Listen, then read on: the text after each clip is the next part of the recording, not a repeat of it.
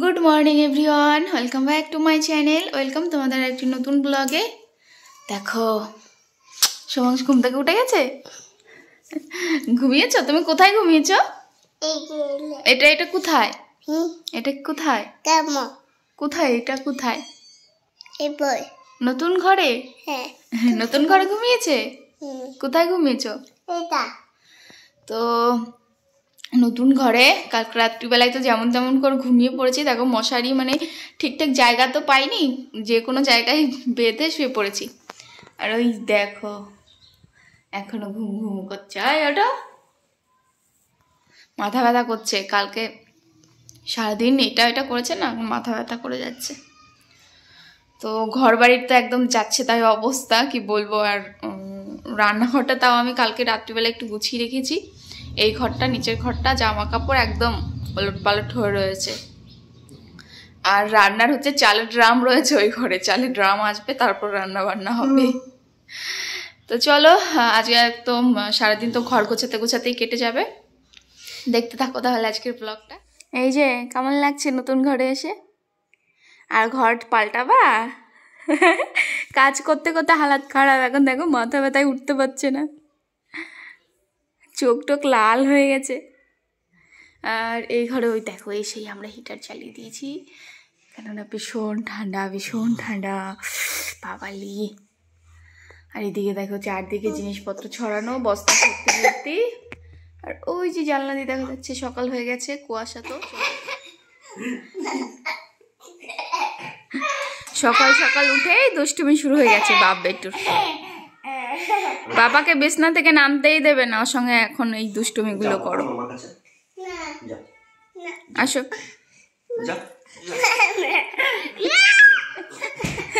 দেখেছো ভীষণ দুষ্টু হয়েছে এই ছেলেটা। সকালবেলায় একটু ডালিয়া বলছি ওটস করে খাইয়ে দিলাম সোমাংশকে। আর এই যে খাচ্ছে এখন একটু ডিম সিদ্ধ। না বাবা, আর চুলগুলো দেখো, টুপি পরেছিল একদম সোজা সোজা হয়ে গেছে। মুখে রয়েছে, আগে ফিনিশ করো।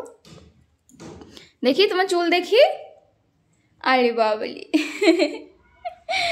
চুলগুলো কি হয়েছিলে, বড় বড় হয়ে গেছে, টুপি পরেছিল। দেখি বাবা, দেখি সোজা করো। দেখো দেখো দুষ্টু।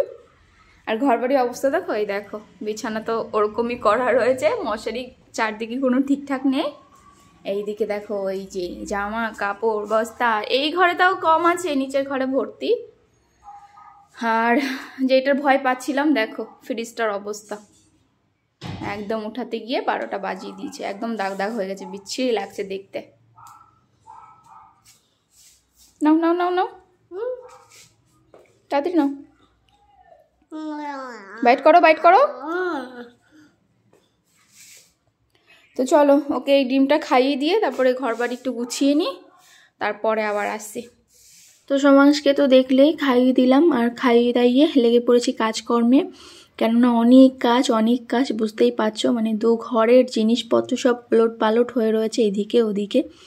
তো ভাবছি আজকে দিনের মধ্যে সবটা গুছিয়ে রাখবো।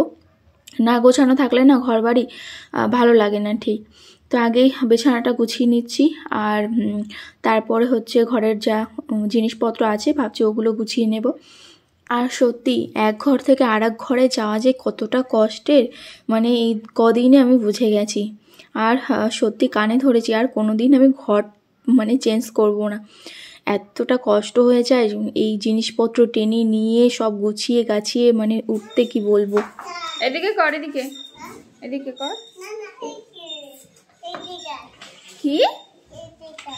কি করছো? কাজ করছো? আচ্ছা দেখো আমাকেও কাজ করে দিচ্ছে আমার ছেলে। কি করছো? কাজ? ওটা কি কাজ হচ্ছে? কাজ? আচ্ছা করো।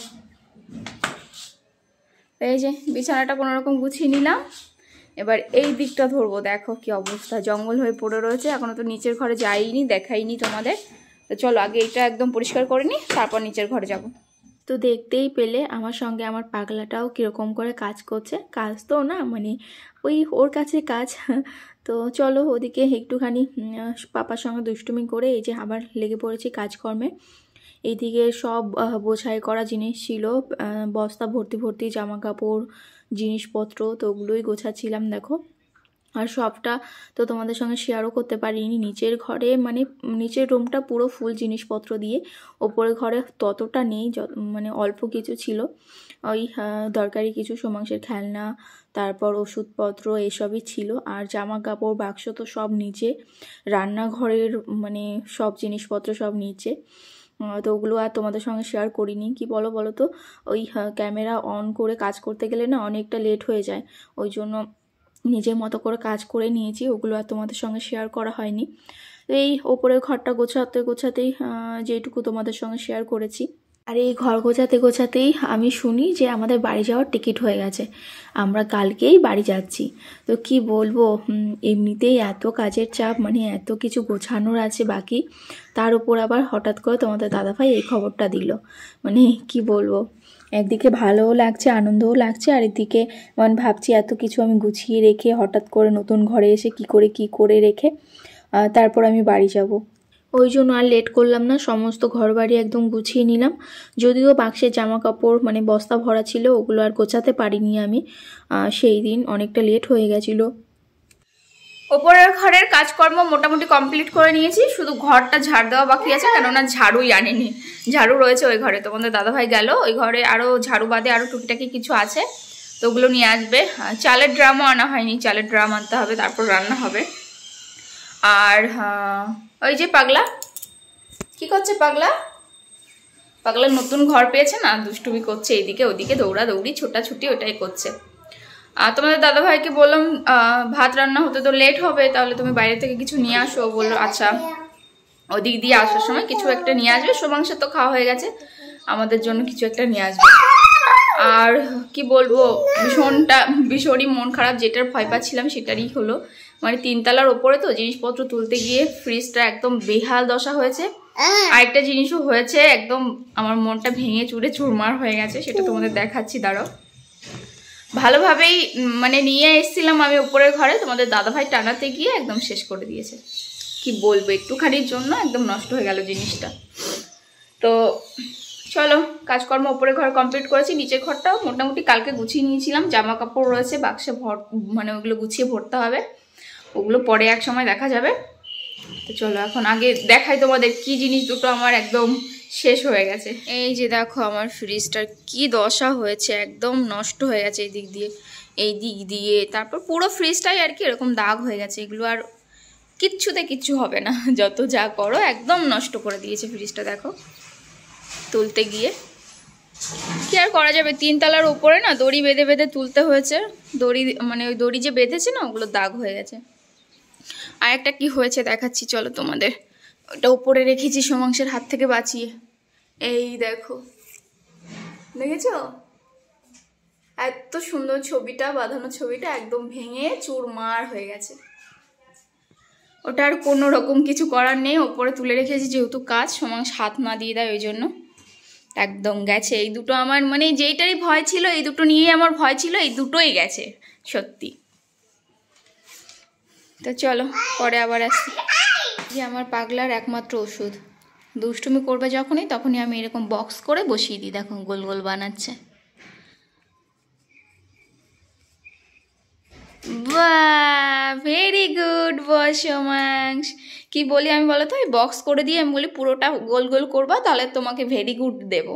তো এবার ওকে আমি ওই খাতার মধ্যে লিখে দেবো ভেরি গুড, ওটাই ও অনেক খুশি। Somangsho very good boy, very good দেবো তোমাকে, এদিকে দেখো দেবো। আচ্ছা আমার শোনা বাবা। আজকে কাজ করতে করতে অনেকটা লেট হয়ে গেছে, এখনও রান্না বান্না হয়নি। আর এদিকে আমার ছেলেটা দেখো আমাকে না পেয়ে নিজে একাই ঘুমিয়ে পড়েছে। তো ওকে ভালো করে কম্বল দিয়ে ঢেকে দিলাম। আর এদিকে তো দেখতেই পাচ্ছ হিটারও চলছে, যেহেতু প্রচণ্ড ঠান্ডা ছিল ওই টাইমে। আর এদিকে সোমাংসের কিছু মোজা শুকানো আছে। আর এদিকে বাইরের অবস্থাটাও তোমাদের একটু দেখিয়ে দিচ্ছিলাম, না রোদ উঠেছে না কিছু, চারিদিকে কুয়াশা আর কুয়াশা। আর রান্না করতেও অনেকটা আজকে লেট হয়ে গেছে, সকাল থেকে না খাওয়া অবস্থায় কাজ করেই যাচ্ছি একের পর এক। তো সোমাংস যেহেতু ঘুমিয়েছে, ভাবলাম এবার রান্নাটা করেই ফেলি। আর আজকে শুধু ডিমের ঝোল আর ভাত করেছিলাম, তাড়াহুড়ো করে আর কি করব বুঝে উঠতে পারছিলাম না, ওই জন্য শুধু ডিমের ঝোল আর ভাতই করে রেখেছিলাম। তো আজকের দিনটা এই নতুন ঘরে আমাদের এভাবেই কেটেছে। কি আর বলবো, সারাদিন কাজ করতে করতেই কেটে গেছে, সঙ্গে রান্না বান্না খাওয়া দাওয়া এই। তো চলো আজকের মতো তাহলে ব্লগটা এখানেই শেষ। ব্লগটা কেমন লাগলো অবশ্যই কমেন্টে জানিও। ভালো লাগলে লাইক কমেন্ট শেয়ার করে দিয়ে অবশ্যই পাশে থেকো।